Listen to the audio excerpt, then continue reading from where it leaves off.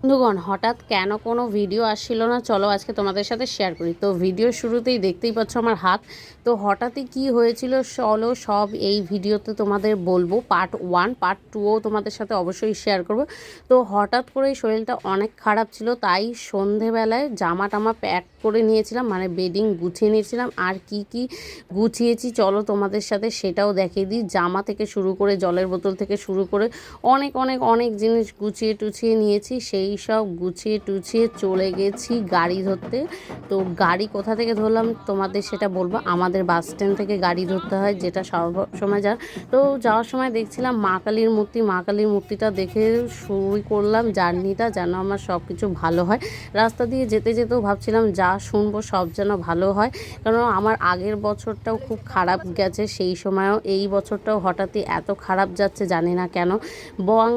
বাংলা বছরটা শুরু হয়ে খুব খারাপ গেছে, শুধুমাত্র আমার আর আমার পরিবারের। তো যাই হোক, কৃষ্ণনগর থেকে ট্রেন অনেক ছেড়ে দিয়েছে, আর সকালবেলা ট্রেন ধরেছি, কারণ আমাদের শিয়ালদায় নামতে হতো, আর শিয়ালদায় আমাদের নামিয়েছে 8টার সময়, কারণ আমাদের যেখানে যাচ্ছি সেই জায়গাটা 10টার মধ্যে ঢুকতে হতো। তো বাড়ির থেকে যেহেতু দূরে, অনেকটাই ভোরে উঠেছি, আর আগের দিন বাড়ির থেকে বেরিয়ে একজনের বাড়িতে ছিলাম, সেখান থেকে আমরা জার্নিটা শুরু করেছি, তাই অনেকটা স্কিপ করে গেছি। তো যাই হোক, সকালবেলার আকাশটা দেখে বুঝতেই পারছো আমরা শিয়ালদায় নেমে গেছি, আর শিয়ালদার থেকে কোথায় যাচ্ছি তোমাদের সাথে সেটাই শেয়ার করব, তাই পুরো ব্লগটা অবশ্যই দেখবে। যদি কেউ আসতে চাও এই জায়গায় বা এসেছো কোনো দিনও বুঝতে পারোনি, তাদের জন্য এই ব্লগটা অনেক কাজের। তো যাই হোক, কলকাতায় এসে গেছি, কলকাতায় নেমে গেছি, কলকাতা থেকে সব কিছু দেখে নিয়েছি হালকা নজরে। সব দেখে যে নীল কালারের যে বিল্ডিংটা দেখতে পাচ্ছ না, ওই বিল্ডিংটায় যাব। তো এটা কোন বিল্ডিং চলো তোমাদের একবার বলে দিই। এটা হচ্ছে নীলরতন সরকারের হসপিটাল, যেখানে আবার মেডিকেল কলেজও আছে, দুটোই হয়। তো যাই হোক, এখানে যাচ্ছি, আর এই রাস্তাতে আর দিয়ে ধরে চলে গেলে এই ধাবাগুলোর সামনে দিয়ে পুরো পেছনটাই, কারণ এখান দিয়ে খুব কাছে, আর এখানে খুব অল্প মাত্রায় জুতোর দোকান ছিল। তো ইচ্ছা ছিল কিনবো, কিন্তু হঠাৎ করে কাজে এতটা ব্যস্ত হয়ে গেছি, তাই আর কিছু কেনা টেনা হয়নি। তো যাই হোক, সামনে চলে এসেছি, আর এখন যেহেতু সকালবেলা শহর, এখানে অনেক দেরি করেই কাজবাজ শুরু হয়। তো যাই হোক, প্রচুর মানুষ এখানে তাদের কাজকর্মের জন্য এসেছে, ঠিক তেমনই আমিও চলে এসেছি। প্রচুর ভিড় ছিল, আর লাইন দেখে তো আমি অবাক হয়ে গেছি, কারণ আমাকেও এই লাইনেই দাঁড়াতে হবে আর টিকিটও কাটতে হবে। তো যাই হোক, টিকিট ফিকিট কেটে আমি ভেতরের দিকে তো চলে এসেছি। তোমাদের শুধু একবার দেখাই, ভিড়টা দেখো, যারা প্রতিদিন আসে বা আগে থেকে এসেছে বা কারো ভর্তি আছে বা কিছু, যার সমস্যায় শেষে, আমার তো ভাই ওই সব কিছু না। তো যাই হোক, ওখানে বসে আমি আমার জন্য টাইমের জন্য অপেক্ষা করছিলাম। শেষমেশ টাইম হয়েছে, তারপরে দিদি আর আমি দুজনে মিলে গেছি, কারণ যেই টিকিটটা কেটেছি সেই টিকিটটা নিয়ে এতলা থেকে ওতলা যেতে হবে, আর আমি প্রচুর ক্লান্ত ছিলাম, তাই আমি শুধু ব্যাগই ধরেছিলাম, কোনো কিছু করিনি, সব দিদি করেছে।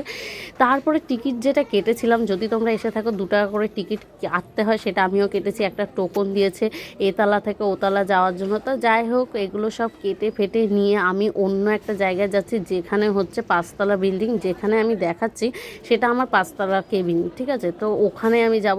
তো আমি যার সাথে এসেছি সেই আমার কাগজপত্র নিয়ে গেছে। আর হসপিটালে সবথেকে বড় কথা হচ্ছে, যদি তোমার চেনা মানুষ থাকে তাহলে তো খুব সুবিধা, আর যদি না থাকে তাহলে ততটাই ভোগান্তি। তো আমার একজন সত্যি অনেক বড় একটা মানুষ ছিল। আবার তোমরা যদি চাও তাহলে দালালও ধরতে পারো, ওখানে টাকার বিনিময়ে দালালও থাকে, ঠিক আছে। বেশিরভাগ মানুষই দালাল হয়, যাদের সাথে আমি কথা বলেছি বা যারা আমাকে দেখেছে তারা বোঝে, তো তাই দালালও ধরতে পারো, যেটা তোমাদের ব্যক্তিগত, তোমরা যদি নিজে পারো। কিন্তু আমি বলবো, নিজের করার থেকে একটা মানুষকে যদি টাকা দিয়ে হয়ে যায় না, অনেক ভালো, কারণ ওই সব জায়গায় না সময়তে সময় চলে যায়, কাজের কাজ কিছু হয় না। আমি তো দেখছি, আর আমার এখন জীবনসঙ্গী কলকাতা হয়ে গেছে, জানি না কেন। এই কলকাতায় আমি আসতে কখনো চাইনি, আমি আমার নবদ্বীপেই থাকতে চেয়েছি, কিন্তু জানি না এখন মাসকে মাস দিনকে দিন আমার কলকাতায় যেতে আসতে হবে। তো যাই হোক, আমি 5তলায় চলে এসেছি, আর এখানেই আমি আমার ডাক্তার দেখাবো। ডাক্তার দেখিয়ে কি বলে সেগুলো তোমার সাথে অবশ্যই শেয়ার করবো।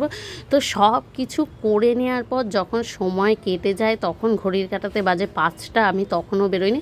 তো যাই হোক, আমি একটা ঘরে ঢুকে দেখছি কলকাতা শহরটা এখান থেকে অসাধারণ লাগছে, আর এখান থেকে স্টেশন দেখা যাচ্ছে। আমি যখন স্টেশনে ছিলাম তোমাদের বলেছিলাম নীল কালারের বিল্ডিংটা মানে এতটাই কাছে, যদি কেউ আসতে চাও তাহলে, যদি আসতে না মানে এসে থাকো তারা তো জানবে, আর যদি না আসতে চাও তাহলে কখনোই টোটো বা ট্যাক্সিতে উঠবে না, ওরা ঠকিয়ে টাকা নেবে, যেমন আমার প্রথম দিন হতে গেছিলো, তো হয় হয়নি। তো যাই হোক, এখান থেকে আমি টাইমও দেখতে পাচ্ছি, কটা টাইম তোমাদের দেখালাম, দেখতে পারলে কি না যায় না। যাই হোক, এখান থেকে আমরা বেরিয়ে যাব আবারও ট্রেন ধরার জন্য, আর বাড়ির জন্য যাওয়া খুব কষ্ট। তো এখান থেকে আমরা জার্নি শুরু করছি বাড়ি যাওয়ার জন্য। তা আবারও ভিডিও আসবে পরের ভিডিওটায়, সেটাতে তোমাদের সাথে অবশ্যই শেয়ার করব কি হয়েছিল না হয়েছিল। তো সবাই ভালো থেকো, সুস্থ থেকো, এটাই কাম্য করব। আর আমিও যেন ভালো থাকতে পারি সেটাই আমি কাম্য করব। সবাই সুস্থ থেকো, পাশে থেকো, আর এইভাবে ভিডিও দেখতে পারো। তো কলকাতা শহর অনেক সুন্দর, অনেক সুন্দর, জীবনে এই প্রথম দেখছি।